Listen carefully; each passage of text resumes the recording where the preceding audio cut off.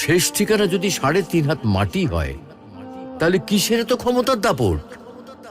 ভোর ৫টায় মৃত্যু, সকাল ৬টায় জানিয়ে দেওয়া হবে মাইকে, ৮টায় শেষ গোসল করানো হবে, ৯টায় তোমাকে নতুন কাপড়ে সাজানো হবে, জোহরের নামাজের পরে তোমার আলিশান বাড়ি থেকে বের করে নিয়ে যাওয়া হবে, ২টায় তোমার জানাজার নামাজ পড়ানো হবে, ২:৩০টায় তোমাকে কবরে নামিয়ে ফেলা হবে।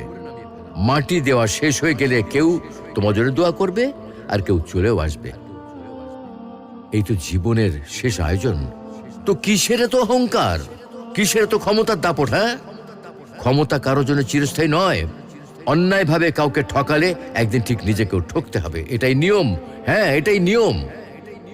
ভোরের সূর্যোদয়ের আলোতে যে পৃথিবী আলোকিত হয়, সন্ধ্যার সূর্যাস্তে তা আবার হারিয়ে যেত দেখি।